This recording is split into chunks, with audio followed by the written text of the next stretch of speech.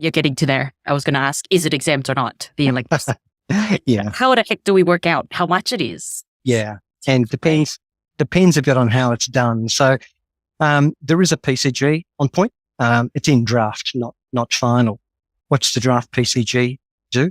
It tells you on a cents per kilometre basis how much you can treat as a fuel costs.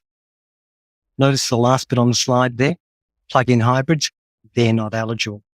So this just applies to the other e-vehicles, not plug-in hybrids. It applies per vehicle per year. What's the rate? It's 4.2 cents per kilometre.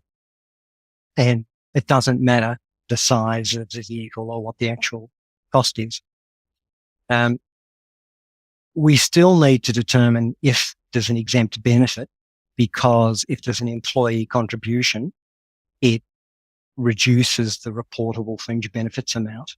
So e-vehicles, no FBT, but the benefit's reportable. So if you're subject to the most common impact of reportable fringe benefits is it impacts child support. As the value of the reportable benefit comes down because of employee contributions, including electricity costs, that brings down the value of the reportable fringe benefit. Presumably, this only impacts the operating cost method?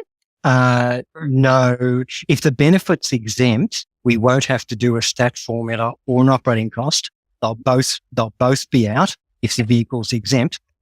But we have to do, when we do our reportable fringe benefits calc, we pretend that FBT applies. Yep. So we do a calc as if it applied. Because we do a calc as if it applied, then we say, what's the employee contribution? The answer is it's 4.2 cents per kilometre. And that brings down what I call the notional benefit value that is reportable. Oh gosh. Still a lot of compliance burden then. Yeah. This from every employee. Yes.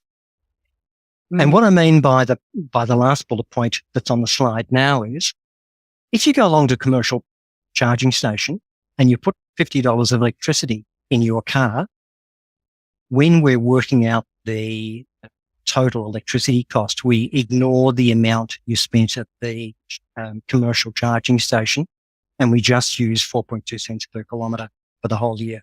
So a little bit like road user charges. What were my kilometres at the start of the year? What were the kilometres at the end? Multiplied by 4.2. And if I bought electricity along the way from an external supplier, I ignore that. I just use the 4.2 cents per kilometre according to the PCG. And you can use that for funding cost purposes, for income tax purposes as well.